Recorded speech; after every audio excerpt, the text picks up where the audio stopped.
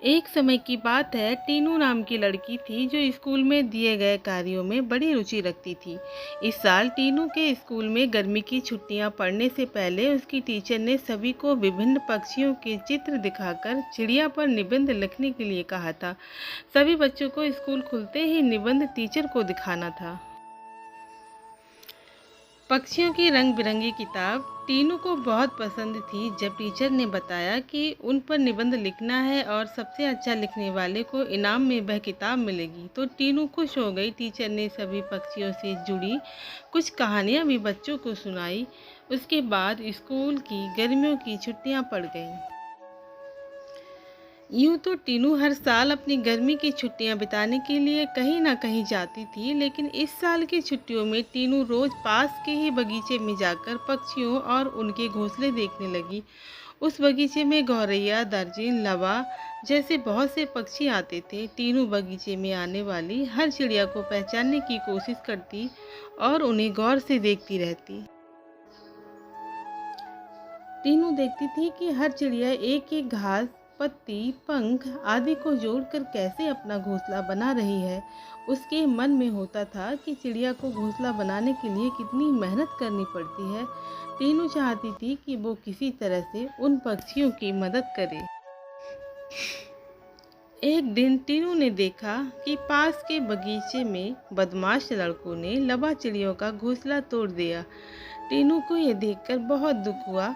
उसने सोचा कि क्यों ना मैं इसके लिए खुद एक दो घोंसले बना दूं, शायद ये इसका इस्तेमाल कर लेगी। टीनू को लगा कि वो कुछ ही देर में घोंसला बनाकर तैयार कर लेगी, लेकिन टीनू पूरा दिन तिनकों और दूसरी चीज़ों से चिड़िया का घोंसला बुनती रही। बड़ी मुश्किल से जब घोंसला तैयार हुआ तो घोंसले को पेड़ पर टिकाने के लिए कुछ ना मिला।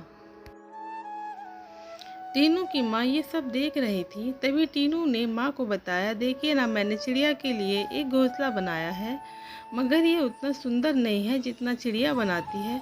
मैंने सोचा था आसानी से एक घोंसला बन जाएगा, लेकिन ऐसा हुआ नहीं। ये घोंसला अंदर से काफ़ी कठोर बन गया है। क्या आप इसे मुलायम बना देंगी?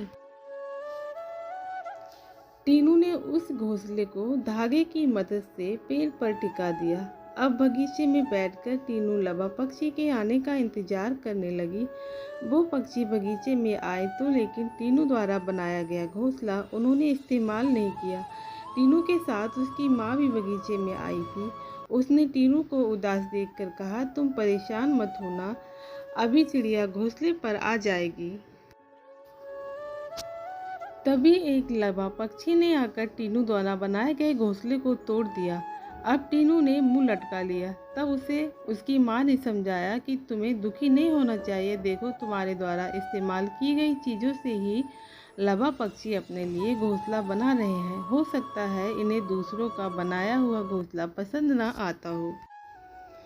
दुखी मन से टीनू ने कहा, माँ, मैं अपने स्कूल के निबंध में ये सब कुछ लिखूंगी। कुछ देर बाद टीनू ने कहा, माँ, आपने देखा कि लवा पक्षी अपना घर झाड़ियों में बना रहे हैं। जवाब में टीनू की माँ बोली, हाँ बेटा, मैंने सुना था कि लवा पक्षी अपना घोंसला किसी के घर के रोशनदान या पेड़ पर ही बनाते हैं। आज ये नई बात पता चली। कुछ और दिनों बाद टीनू ने लवा पक्षियों के बारे में एक और बात जानी कि वो सीधे उड़कर अपने घोंसले में नहीं जाते। घोंसले से कुछ दूर ठहरकर इधर उधर कूदते हुए वो अपने घोंसले तक पहुंचते हैं, ताकि किसी को उनके घोंसले का पता न चले। थोड़े ही दिनों में स्कूल की गर्मियों की छुट्टियां खत्म हो गई। टीनू ने स्कूल जाकर लवा पक्षी के बारे में लिखा और निबंध प्रतियोगिता जीत ली।